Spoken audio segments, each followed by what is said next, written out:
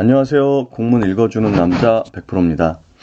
오늘은 경기교육 주요 업무계획, 정책4, 경기교육 모두의 안전을 살핍니다 부분을 함께 공부해 보려고 합니다.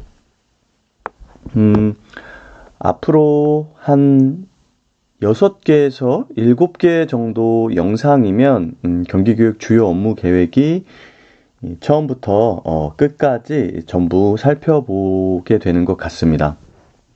가급적 임용 2차 준비를 하시는 선생님들께서 처음부터 끝까지 살펴보실 수 있도록 주말까지 해서 전부 올려드릴 수 있도록 하겠습니다. 정책사의 설명 부분을 다시 한번 같이 살펴보면 교육의 공적 책임을 확대하고 이 부분이 이제 올해 변경된 부분이잖아요. 교육의 공적 책임을 확대한다. 그리고 맞춤형 교육 지원을 강화하여 요 맞춤형이라는 것이 2022 개정 교육과정에서의 키워드죠. 공적 책임을 확대해서 맞춤형 교육 지원을 강화하여 모두가 행복하게 성장할 수 있도록 건강과 안전을 지키겠습니다. 그래서 여기에서는 총 3개의 주요 과제가 나와 있는데요. 첫 번째는 교육의 공적 책임 확대입니다. 그래서 여기에서는 작년부터 추진하고 있는 유보 통합과 그리고 돌봄, 방과후 학교와 관련된 부분이 이제 나오게 되고요. 맞춤형 교육 지원 강화와 관련된 부분에서는 이제 특수교육, 다문화 교육, 그리고 대안교육 등이 나오고요. 그리고 건강하고 안전한 교육 환경 조성에서는 체육, 첫 번째가 학교폭력이에요. 학교폭력 예방과 그리고 이후의 조치와 관련된 부분. 그 부분이 올해 조금 이제 2024학년도에 변화되는 부분이 있거든요. 그리고 체육, 보건, 영양, 이러한 것들이 전부 이쪽 부분에 포함이 되어 있습니다. 그래서 여기에서는 사실 이제 학폭 관련된 부분을 더 중요하게 다루고요. 나머지 부분들은 살펴보는 수준에서 하면 되지 않을까 싶어요. 자, 그럼 오늘 정책사 안전 부분에서 요 4-1을 먼저 살펴보도록 하겠습니다. 4-1 교육의 공적 책임 확대. 이 안전 부분의 첫 번째가 교육의 공적 책임 확대인데 항상 5대 정책의 1번 정책은 그 방향 5가지에서 가장 중요하게 생각하는 부분이다라는 거잖아요. 그래서 미래 부분에서는 미래와 교육과 관련된 부분, 에듀테크와 관련된 부분, 그 다음에 역량 부분에서는 교육과정이 나왔었고요. 그리고 교육 공동체 부분에서는 우리가 이 교권과 학습권의 균형과 관련된 부분이 1번이었고요. 여기에서는 이제 유보 통합이 1번입니다. 아마 기사로들 많이 접해 보셨을 텐데 현재 유보 통합 정책은 현장에 적용되고 있는 상태는 아닙니다. 이 유아의 보육과 유치원 교육을 통합적으로 관리하기 위한 시스템과 법적 제도를 개정해 나가고 있는 상태고요. 또 이러한 개정을 하면서 동시에 현장에 이게 적용되었을 때 어려운 것이 있느냐 없느냐를 살펴보고 개선해야 될 부분을 발굴하고 현장에 일반화가 되었을 때 가장 안정적으로 정책이 안착될 수 있도록 지원할 수 있는 그런 방안들을 연구하고 있는 그런 수준이다라고 이해를 하시면 되겠습니다. 부서명은 주요 부서는 유아교육과입니다. 추진 목적을 보면 생애 출발선 평등 실현을 위한 질 높은 영유아 교육 체계 구축. 그러니까 이게 학부모님께서 어떤 사회 문화적 자본을 갖고 있느냐에 따라서 유아기부터 또 유치원에 이르기까지 이 출발선에 대한 이 균형이 맞지 않는다라는 것들이 있었고, 또 유치원에 들어가는 재정 지원과 어린이집에 들어가는 재정 지원들이 각각 상이하다 보니까 이런 것들을 통합적으로 관리하기 위해서는 이 지금 어린이집을 관리하고 있는 부처와 유치원 교육을 담당하고 있는 교육부를 통합해서 관리할 수 있는 부처로 이 두 가지 이 교육 활동을 옮겨서 이제 체계적으로 지원하자라는 게 유보 통합의 목적입니다. 추진 방향을 보면 첫 번째가 단계적, 체계적 업무 이관으로 안정적인 유보 통합의 기반을 마련한다. 업무를 이관한대요. 우리가 정책을, 지금 전문직 공부하시는 분 당연히 아시겠지만, 정책을 추진할 때 첫 번째가 기반 구축이죠. 자, 이 기반을 구축했어요. 그럼 그 정책을 어떻게 해야 됩니까? 활성화해야 되겠죠. 그리고 어느 정도 양적으로 팽창이 됐다면 질적으로 성장할 수 있도록 내실화를 기한다. 정책 용어가 보통 이런 순서로 가거든요. 근데 여기에서 보면 기반을 구축한다는 것은 유보통합 정책 자체가 아직은 현장에 적용된 상태가 아니고 현장에 적용하기 위한 준비를 하고 있다라는 거고요. 여기 이관이라는 것은 이제 유아 교육과 관련된 부분, 유치원 교육 이전에 이제 돌봄과 관련된 부분에 있어서 이제 교육부로 통합해서 관리를 하니까 이관을 해야 되겠죠. 자, 두 번째, 영유아 교육, 보육, 격차 완화를 위한 유보 통합 정책을 추진한다. 그래서 이 보육에서 교육으로 넘어가는 그런 체제를 일원화해서 통합적으로 관리할 수 있도록 유보통합 정책을 추진하겠다라고 나와 있습니다. 그래서 2023학년도에 보면 유보통합 정책 TF를 운영했고요. 공감대 형성을 위한 소통 간담회를 추진했습니다. 이거 지금 다른 정책 사업에서는 성과를 안 봤는데 여기에서는 지금 준비하는 과정이기 때문에 작년에 어떻게 이루어졌는지 살펴보는 거예요. 그리고 유보 관리 체계 일원화에 대한 유보 통합 추진단을 구성했고요. 교육부에서는 이제 이런 시범교육청을 지정해서 운영을 했었는데 가장 중요한 게 이제 경기, 서울, 인천이니까 여기 이 교육청을 선정을 해서 이 추진그룹 워크숍을 실시했습니다. 여기 선도교육청 운영을 했는데 우리 임태희 교육감님께서도 이주호 교육부 장관이 사실은 임태희 교육감님 선거 나오셨을 때 이제 선관위 있으셨잖아요. 선관위가 아니라 이 선거를 준비하시는 추진단에 있었는데 그러면서 하셨던 말씀이 이 교육부에서 운영하는 것들은 경기도에서 적극적으로 지원하겠다 하시면서 작년에 선도교육청에 지정이 됐습니다. 그래서 우선적으로는 어린이집하고요, 유치원하고 이 지급되는 급식 보조금이 달랐는데 이런 것부터 격차를 완화하기 위해 지원을 했고요. 또 이 방과 후 과정을 굉장히 늘려가지고 이 경기도형 돌봄 모델을 도출하는 그런 형태로 시범적으로 운영을 해보았습니다. 2024학년도 추진 내용을 좀 살펴보면 첫 번째가 유보통합 기반 마련입니다. 그래서 작년 11월에 이제 구성이 되었던 유보통합 추진단을 운영을 한다. 그래서 조직, 인력, 재정 등 이제 주요 현안과 관련된 부분에 있어서 이관 준비 및 협의를 한다고 합니다.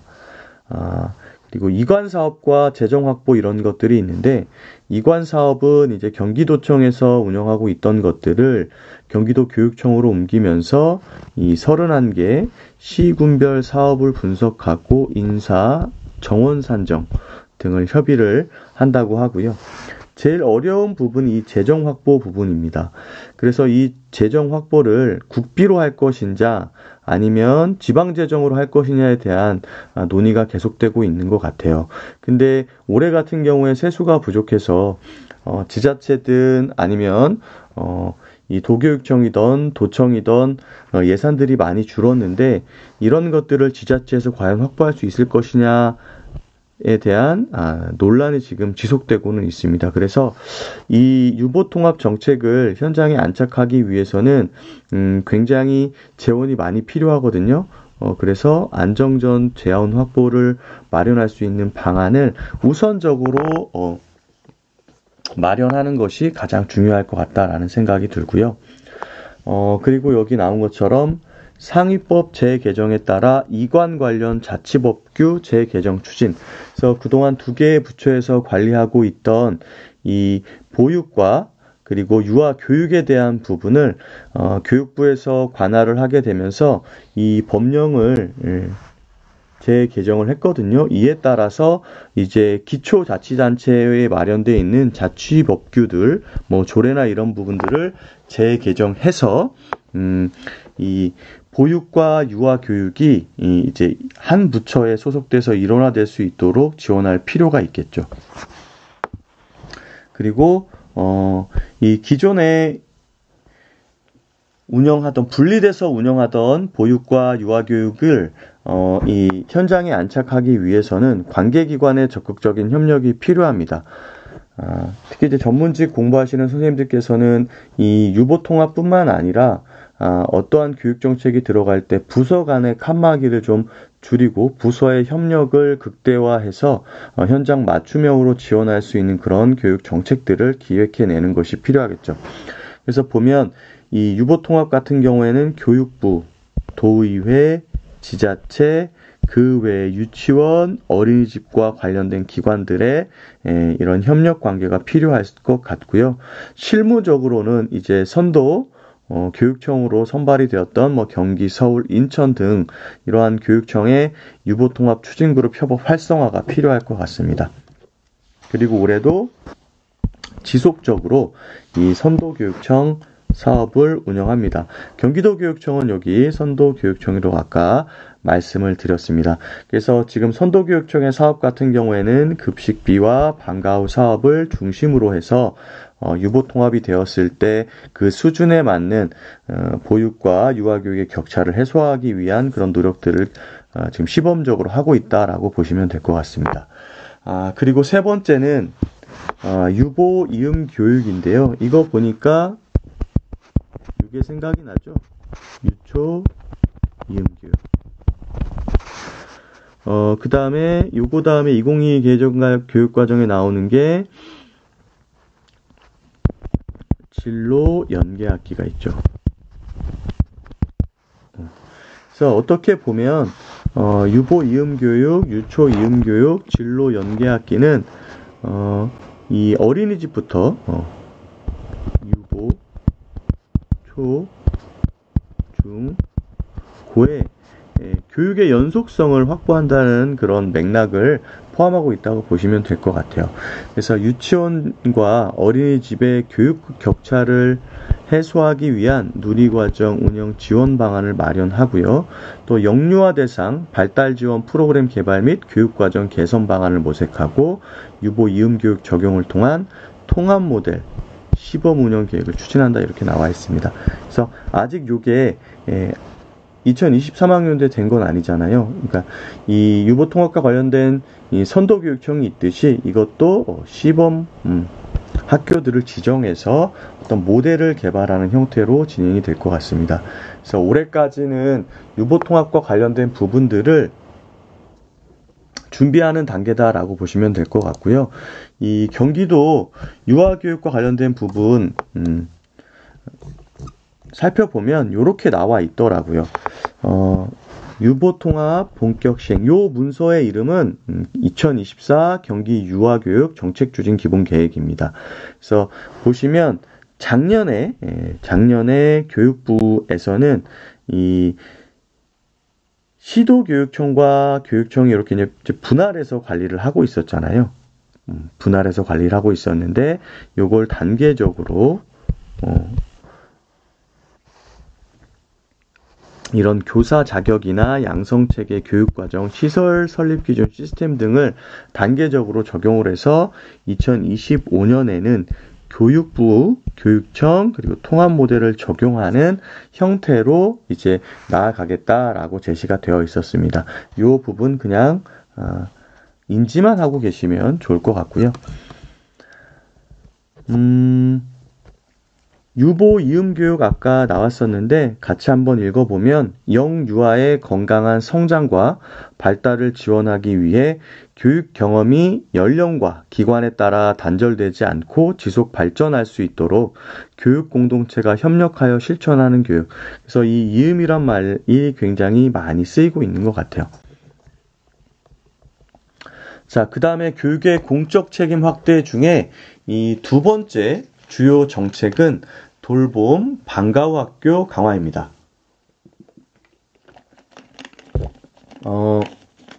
유보 통합도 그렇지만 작년에 이제 돌봄이 확대되는 것도 사회적으로 굉장히 이슈가 되었고, 이제 초등학교 같은 경우에는 이 돌봄 업무 때문에 굉장히 갈등들이 많았습니다. 그래서 올해는 이 돌봄 업무가 어떻게 추진되는지 좀 살펴보시면 좋을 것 같은데, 작년과 크게 달라지지는 않은 것 같아요. 작년과 크게는 달라지지 않았고, 작년에서 달라진 부분들이 무엇이 있는가를 좀 초점을 맞춰서 보시면 될 것 같고요. 두 번째는 이제 방과 후 학교 강화인데요. 이제 뭐 사교육 카르텔 관련된 이야기들이 올해 하반기에 또 있었는데, 이 아이들의 교과와 관련된 부분, 특성화 교육과 관련된 부분에 있어서 이런 공교육의 역할을 확대하기 위해서는 방과 후 교육을 확대할 필요가 있겠죠. 그래서 비용은 줄이면서도 아이들이 배우고 싶은 다양한 것들에 대한 선택권을 확보할 수 있는 그런 교육이 바로 교육의 공적 책임이 되겠죠. 그래서 이 교육의 공적 책임을 확대하기 위해서 이 돌봄과 방과 후 학교를 강화하는 정책이 이 4-1번에 나와 있습니다. 그러니까 이 안전 부분에 있어서도 중요한 것은 아이들의 보육과 돌봄 그리고 학습에 있다라는 것들을 우리가 알 수가 있겠죠. 이 정책 주요 추진 부서는 지역교육협력과와 유아교육과입니다. 지역교육협력과의 추진 목적을 살펴보면 수요자 맞춤형 돌봄 서비스 제공을 통해 아동의 안전한 보호 및 건강한 성장을 지원한다. 그래서 이게 돌봄 부분인 것 같아요. 그죠? 이 돌봄에선 두 마리 토끼를 잡아야 되는데, 하나는 안전한 보호. 직장 생활을 하는 부모님께서 아이를 데려갈 때까지 아이를 안전하게 보호하는 것이 중요하고요. 두 번째는 건강한 성장을 지원한다. 그래서 단순히 아이들을 맡아서 이 일정한 공간 안에 두고만 있는 것이 아니라 그 공간에서 어떤 교육 활동을 함으로써 성장이 이루어날수록 해야 된다는 거죠. 추진 방향을 보면 그러한 느낌이 잘 드러납니다. 그래서 지자체와 협력하여 초등의 책임 돌봄을 운영을 하고요. 요 밑에 이제 의미가 요거에 대한 정의가 나와 있을 것 같습니다. 그리고 교육, 돌봄, 통합 서비스를 제공한다. 그래서 이 두 번째 것처럼 단순히 돌봄만 하는 것이 아니라 이 교육의 측면에서도 이 돌봄의 이러한 성격을 띠고 있다라는 것들을 명시하고 있어요. 두 번째 추진 목적은 학생의 성장을 지원하는 맞춤형 방과 후 학교 운영으로 미래 역량을 강화한다라고 나와 있습니다.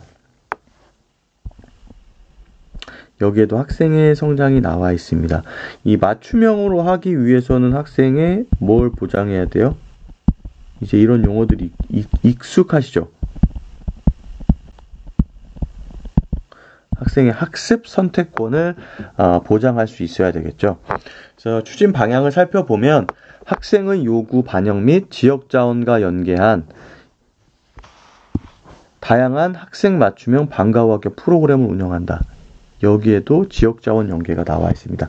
근데 여기 밑에 이제 살펴보시면 알겠지만 이 학생의 학력 향상 교육 과정을 운영하기 위해서는 경기도 교육청에서는 두 가지를 제시하고 있었어요. 에듀테크의 활용, 그리고 지역교육 협력입니다. 이 방과 후 프로그램과 돌봄 프로그램에서도 이 부분들, 이 두 가지가 적극적으로 활용되고 있는 것들을 찾아볼 수 있습니다. 그리고 유아교육과 같은 경우에는 방과 후 과정 운영 확대 및 질 높은 방과 후 과정을 운영하는데, 첫 번째가 수요자 중심 방과 후 과정 운영을 위한 방과 후 과정 지속 확대. 요 앞서도 여기 수요자 부분이 나왔습니다. 또 유아 놀이 중심 교육 과정과 연계한 방과 후 과정 모델 운영을 하겠다. 이 유치원 수준에서는 이 놀이 중심 교육 과정이 굉장히 큰 역할을 하고 있기 때문에 놀이 중심 교육 과정과 연계한 방과 후 활동을 하겠다라는 거죠.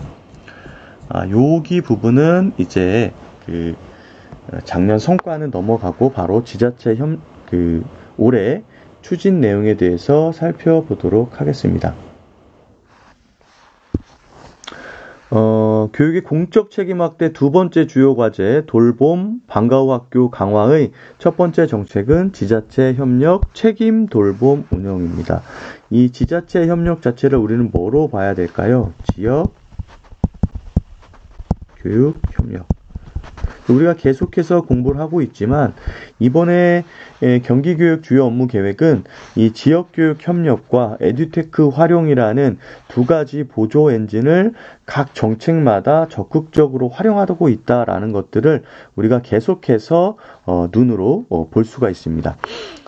첫 번째, 지자체 지역 협력 돌봄 운영 이렇게 나와 있는데요. 경기 협력 돌봄 발전 협의회, 어떤 정책을 다른 기관과 함께 만들어 나가기 위해서는 이러한 거버넌스들이 필요합니다. 그래서 협의체를 구성을 하고요. 여기에도 나와 있죠. 실무협의체를 구성한다. 그리고 이러한 협의를 통해서 지자체 지역사회 돌봄 서비스 협력을 운영해서 궁극적으로 뭘 운영하는 거냐? 돌봄 거점 센터를 운영한다는 거죠. 그래서 한 도시의 지역 중심지에 이런 거점형 돌봄 센터를 만들어서 이 늦은 시간에는 이쪽에서 통합적으로 관리를 하는 거죠. 자, 두 번째 시간 맞춤형 돌봄. 요건 작년과 동일합니다. 그래서 아침 돌봄, 요건 희망하는 학교인데 7시부터 9시까지. 또 오후 돌봄은 이 방과 후 과정을 포함해서 7시, 저녁 7시까지 이 학부모 수요나 학교 여건에 따라서 아이들의 공백 없이 이 돌봄을 운영하겠다는 거고요. 이 틈새 돌봄은 뭐냐면 이 방과 후는 하면서 돌봄을 안 하는 친구들이 있을 수 있어요. 그래서 이 방과 후와 방과 후 사이에 이제 이 시간이 공백이 생겼을 때 그러한 돌봄을 할 수 있도록, 또 이제 이 돌봄에 진입을 하지 못한 학생들이 있을 수 있거든요. 그랬을 경우에는 이 방과 후를 하면서 틈새 돌봄을 이용하면 7시까지는 아니지만 5시까지 공백 없이 돌봄과 방과 후 교육 활동을 받으면서 학교 안에서 이제 보호를 받을 수 있거든요. 이런 게 틈새 돌봄입니다. 그리고 저녁 돌봄은 7시부터 20시, 이건 돌봄 거점 시설에서 이제 맡아서 진행을 하는 것 같아요. 세 번째가 돌봄 운영 지원입니다. 이게 이제 초등학교 수준에서 보시면 기존에 없던 돌봄 시간들이 굉장히 늘어났거든요. 이 아침 돌봄은 사실 없었으니까 2시간이 늘어났고요. 이 오후 돌봄도 사실은 퇴근하시기 전까지만 했었는데 7시까지 하니까 2시간이 늘어났단 말이에요. 그럼 이러한 이제 업무가 더 가중이 된 거니까 이런 것들을 해소하기 위해서, 또 돌봄의 수요가 지금 점점 더 증가하고 있기 때문에 이러한 것들을 지원하기 위해서 지역 교육지원청에 방과 후 늘봄 지원센터라는 것들을 설치했어요, 작년에. 그래서 이 지역청에서 어떤 업무를 도와주냐면 급간식 선정계약 지원, 그러니까 이 돌봄 시간에 아이들한테 먹여야 되는 부분들을 이 교육청에서 선정하고 계약해서 이 돌봄하고 있는 학교들로 보내주는 거죠. 또 아침, 저녁, 틈새 돌봄과 관련돼서 이제 어떻게 운영할 것이냐라는 컨설팅을 지원한다고 합니다. 가장 중요한 건 이런 거겠죠. 이것 이외에 뭐 이제 인력풀을 만들어서 이 돌봄 전담사나 이런 선생님들을 계약하는 것까지도 이쪽에서 도와주면 좋겠죠. 또 초등 돌봄 교실 및 지자체 돌봄 교실 등 돌봄 서비스 연계를 지원한다. 그래서 여기에서 여기로 이어질 수 있도록. 그리고 이 방과후 돌봄지원센터에서는 초등 보육 전담사의 역량을 강화하는데 이제 온라인으로 그러한 연수를 할 수 있는 콘텐츠를 개발해서 보급하고요. 또 초등 보육 전담사 직무 효능감 및 개인 성찰 관련 연수를 지속해서 지원을 한다고 합니다.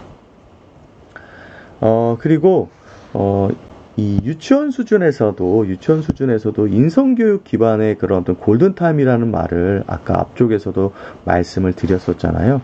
그래서 이 방과후를 할 때도 인성교육 기반의 학생 맞춤형 돌봄 프로그램을 운영한다고 합니다. 그래서 방과후 학교 연계 프로그램을 운영할 때는 이런 특기, 적성, 학력 향상과 관련된 부분이고요. 이 돌봄 수준에서도 하루에 1개, 방학 중에는 2개 이상의 이 무료 교육 프로그램들을 운영하면서 이 아이들이 단순히 돌봄 장소에 머무르는 것이 아니라 이렇게 예술, 체육, 정서적으로 뭐 할 수 있는, 성장할 수 있는 어떤 성장, 건강한 성장을 지원하는 돌봄을 운영한다라는 거고요. 그리고 지역 특화 프로그램 운영이 있는데 생태 문화 체험이 있네요. 그래서 여기에서도 지역과 연계한 것들을 지원한다라고 볼 수 있습니다. 그 다음 이제 두 번째는 지역교육협력과의 방과후 학교 프로그램 다양화입니다.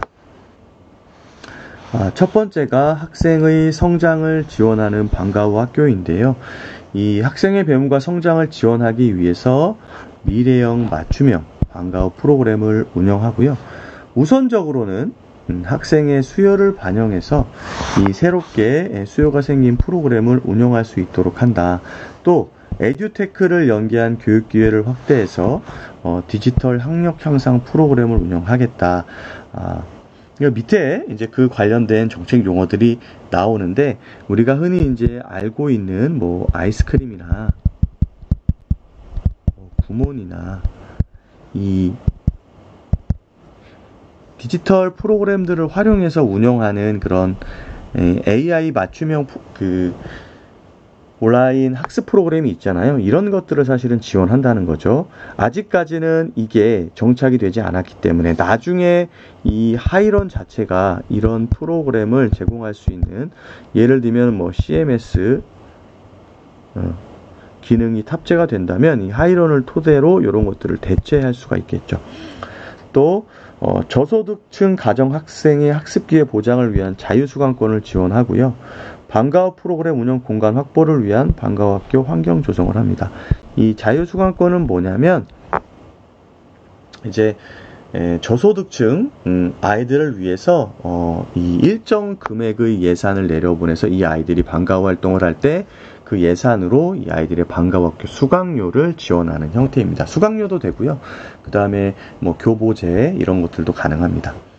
그다음 두 번째, 지역과 동반 성장하는 방과후 학교 운영 이렇게 나와 있는데 여기 이제 주말 방학 집중 방과후 학교라는 게 있어요.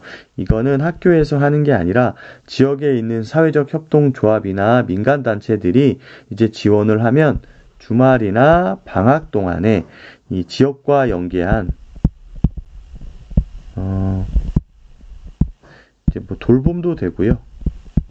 플러스 교육 활동을 제공하는 그런 프로그램이라고 보시면 됩니다. 그러니까 요 전에는 작년부터 주말 방학 방과후 학교라고 했고 요 전에는 뭐였냐면 마을과 함께하는 방과후 학교였어요. 그래서 이름이 좀 바뀌긴 했는데 어쨌든 마을에서 하는데 요때는 주중에도 그냥 했었거든요. 근데 이제 주중에는 학교에서 책임을 지고 이 주말이나 방학 때는 이제 마을과 연계한 지역교육 협력 시스템을 이용한 방과후 학교를 토대로 이제 그런 교육 활동을 제공하겠다는 거죠. 그 다음 세 번째는 방과 후 학교 질 관리를 강화하겠다. 내실 있는 방과 후 학교 운영을 위한 컨설팅 및 피드백을 지원하고요.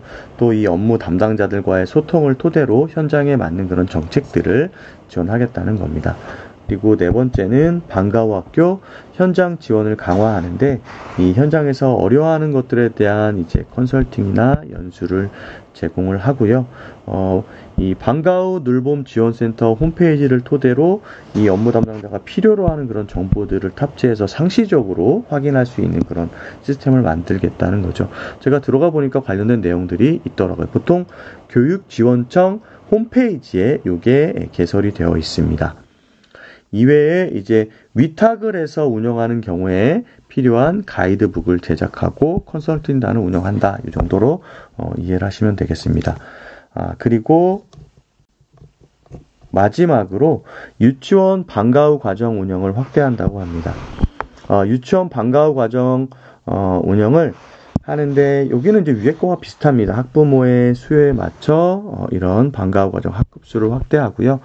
또 방과 후 과정 운영을 위한 운영 시간도 단계적으로 확대를 해 나간다고 합니다. 그래서 아침 돌봄, 방과 후 과정, 이제 아침에 일찍 오는 학생들을 위한 이런 것들을 하고요.